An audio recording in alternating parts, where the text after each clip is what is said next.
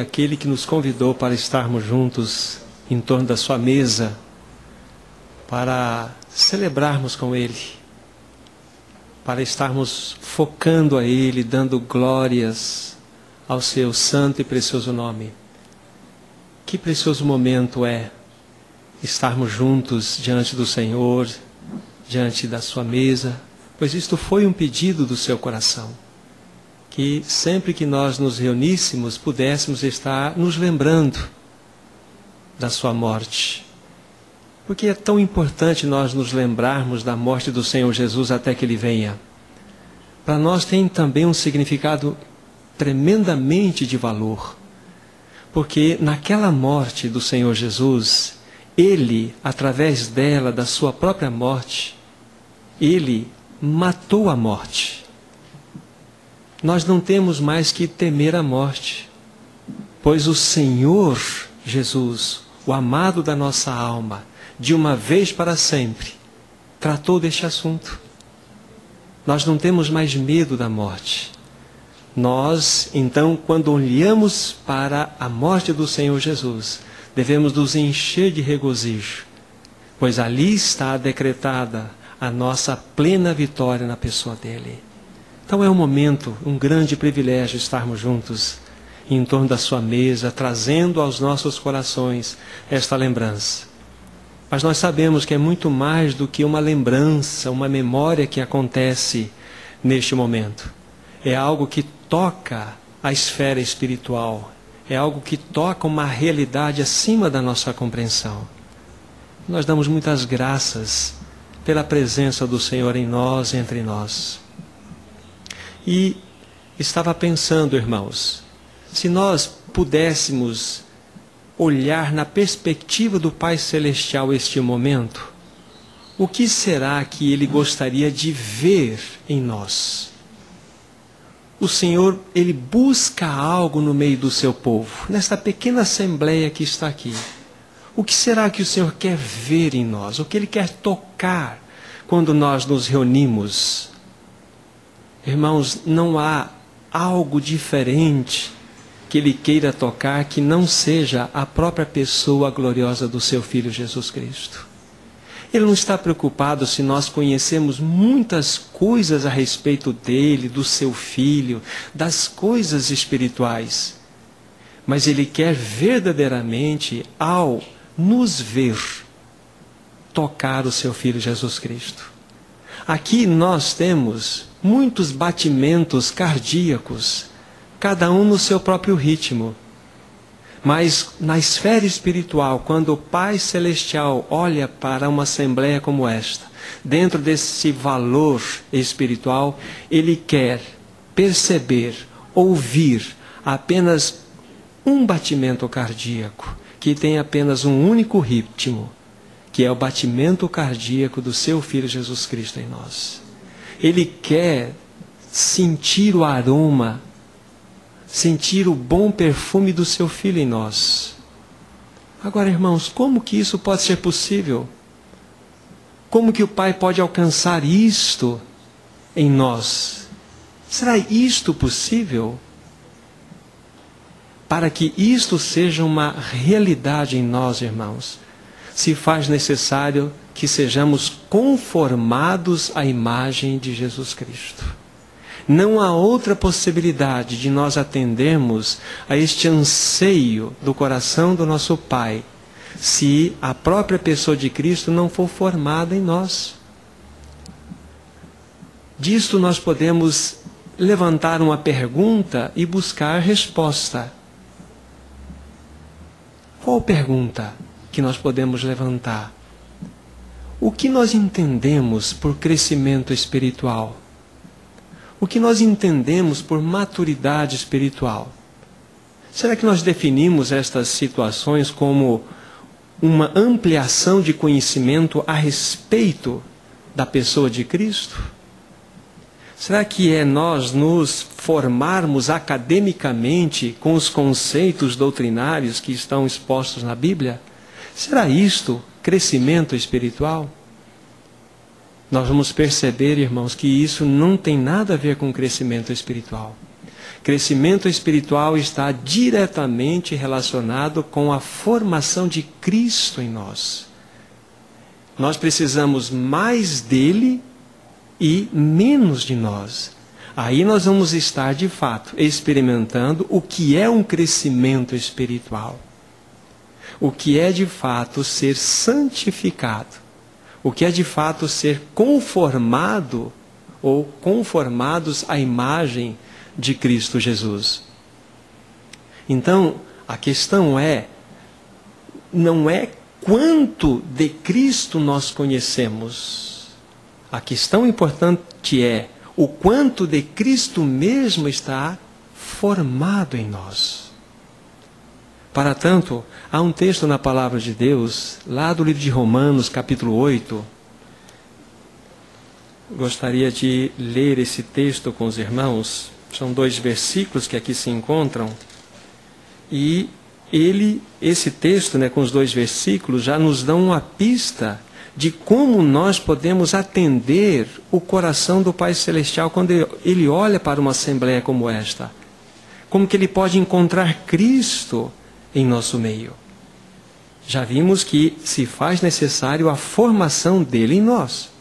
Então, no capítulo 8 de Romanos, 2 versículos, o 29 e o 30, nós temos assim: Porquanto, aos que de antemão conheceu, também os predestinou para serem conformes à imagem de seu Filho, a fim de que ele seja primogênito entre muitos irmãos.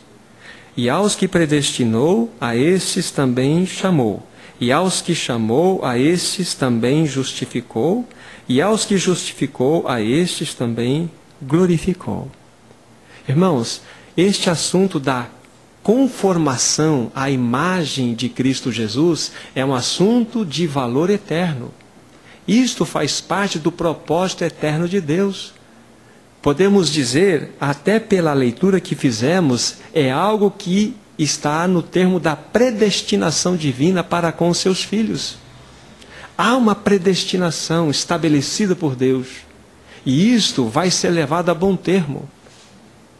O quê?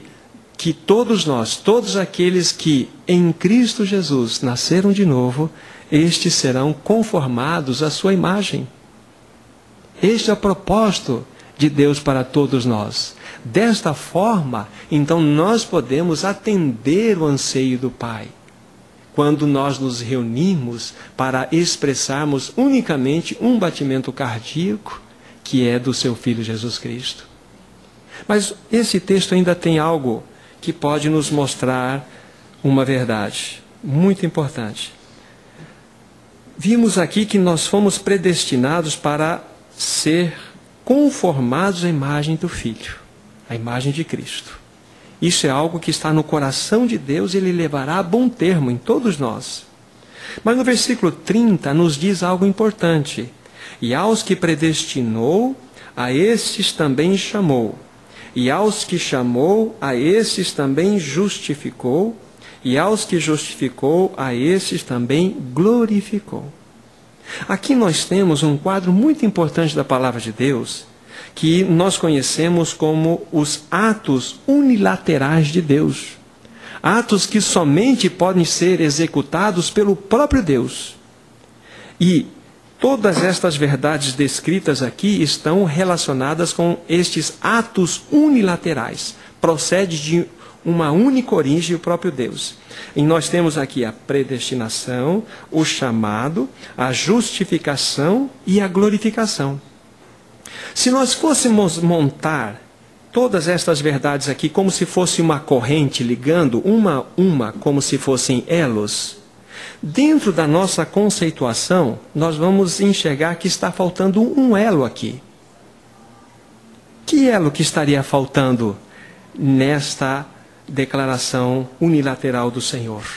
Vocês observaram que a palavra santificação não se encontra aqui? A palavra santificação não se encontra aqui. E isso tem um propósito divino. Porque a santificação não é um ato unilateral de Deus.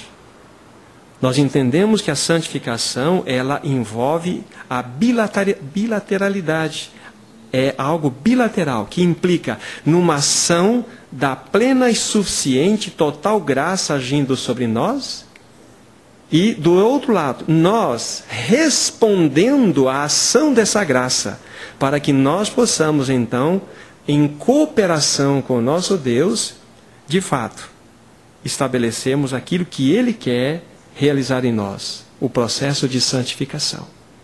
Então é bastante claro para nós isso aqui. Então isso dentro do propósito eterno de Deus, dentro da predestinação divina, nós temos este fato registrado.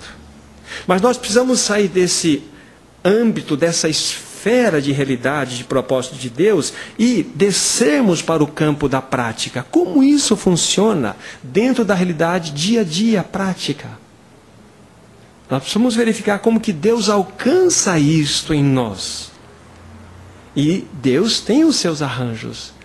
Deus, Ele quer verdadeiramente nos conformar à imagem do seu Filho. E essa conformidade será tão maravilhosa, irmãos, que há um texto que queima o meu coração quando penso nisto. Antes de nós olharmos para o aspecto prático diário, vejamos o que diz 2 Tessalonicenses, capítulo 1, versículo 10. Mostrando aqui a palavra de Deus. 2 Tessalonicenses, capítulo 1, versículo 10. Observem, por favor, a riqueza desse texto. E é exatamente aquilo que o Senhor terá dentro do seu anseio para com a sua igreja, para com o seu povo. Diz assim o versículo 10. Quando vier para ser glorificado nos seus santos, e ser admirado em todos os que creram. Naquele dia, porquanto foi crido entre vós o nosso testemunho. Este a quem se refere aqui o versículo 10, quando vier, se vocês olharem o final do versículo 9, vocês vão ver aí que é o Senhor da glória no seu poder. Mas observem, por favor, o detalhe importante. Quando vier para ser glorificado nos seus santos. Aqui não está escrito para ser glorificado pelos seus santos. Aonde ele será glorificado? Nos seus santos. Veja onde a glória de Cristo será vista, irmãos. Na sua igreja, no seu povo. E aqui nós temos na continuidade do texto, e ser admirado em todos os que creram. Não está escrito por todos os que nele creram, mas será admirado em todos os que creram. Então, onde Cristo será visto, irmãos? Em nós. Olha que privilégio que o Senhor nos dá. Mas para que isto seja uma realidade, irmãos, nós precisamos ser conformados à imagem dele. Então, nós precisamos ser tratados por ele. Irmãos, se eu quiser conhecer muitas coisas a respeito da Bíblia, a respeito de Deus, da criação, da própria pessoa de Cristo, da obra que Ele realizou, da obra do Espírito, eu tenho meios de fazer isto e alcançar, frequentando qualquer seminário, ou sendo um estudioso. Eu vou me encher de muitas informações verdadeiras. Isso se eu desejar conhecer a respeito da Bíblia, a respeito de Deus, a respeito do Senhor. No entanto, se eu determinar e desejar conhecer o próprio Cristo, o próprio Senhor, então eu preciso não de apenas um conhecimento, eu preciso ser tratado pelo próprio Deus. Aí entra algo que chama-se o processo da obra da cruz sobre cada um de nós. E aqui está a realidade prática diária na qual todos nós estamos inseridos.